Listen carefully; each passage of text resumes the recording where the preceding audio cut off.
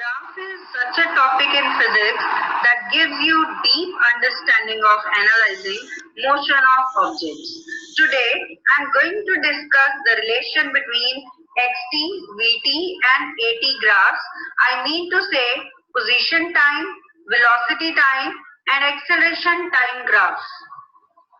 Also, we learn to derive the equations of motion by using these graphs. If VT graph is a straight line starting from origin, this means that u is equal to 0. That is, the body starts from rest.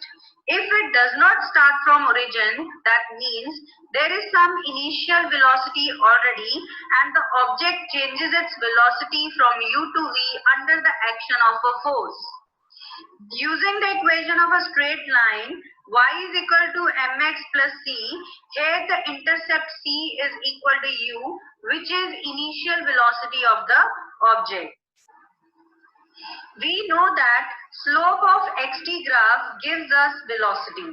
So, this simulator shows how the direction of tangent and hence the slope is changing at different points during the journey of an object having non-uniform motion. Velocity at a point can be calculated by calculating the slope of tangent at that point.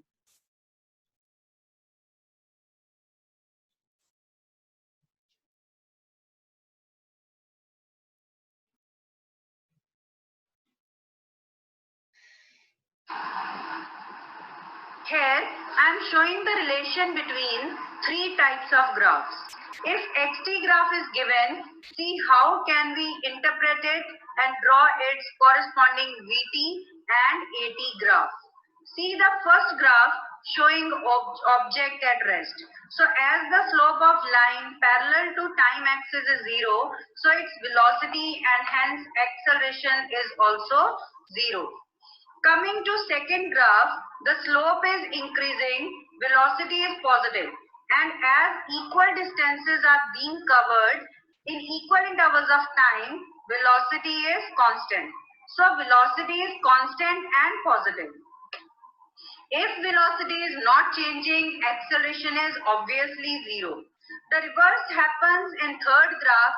Therefore, velocity is constant but negative.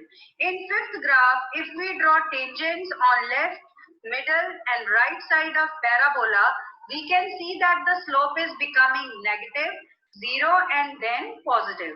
So, velocity is also increasing from negative to positive. Like the explanation of second graph, acceleration is positive and constant. Reverse happens in the last graph.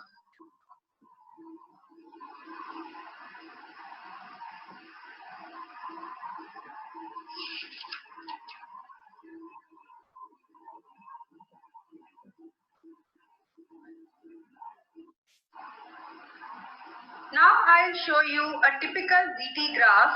Let us convert it into acceleration time graph by calculating slope of different lines.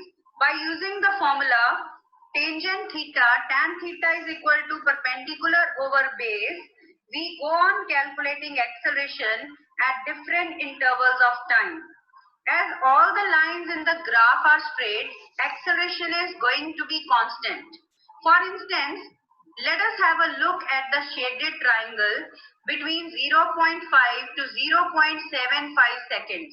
Here the slope tan theta is equal to 3 over 0.25, that is 12 meter per second square. So here we can see the corresponding acceleration time graph.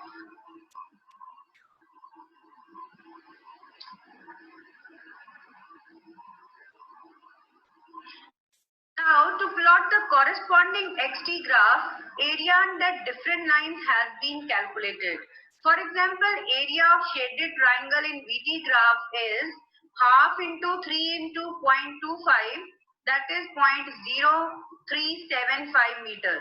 And the area of shaded rectangle is length into breadth, that is 3 into 0.1, that is equal to minus 0.3 meter. Thus, cumulative addition successively gives corresponding displacements. Further, for non-zero acceleration, the graph is parabolic rather than linear. There is a VT graph in front of you.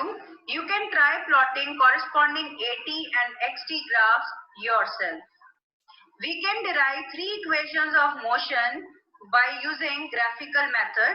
So coming to first equation of motion, by finding slope of VT graph, we get the formula of acceleration equal to V minus U over T, as you can see mathematically.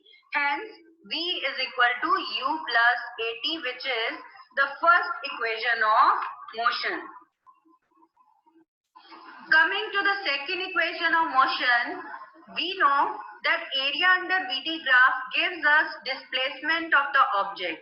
So the shaded area can be considered to be the sum of area of shaded triangle plus area of shaded rectangle. So by putting in different values, we find second equation of motion S equal to UT plus half AT square.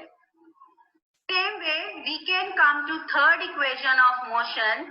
Again, area under VT graph gives us displacement, and now considering the whole area as the area of trapezium, by putting in different values, we can derive the third equation of motion, V square minus U square equal to 2AS.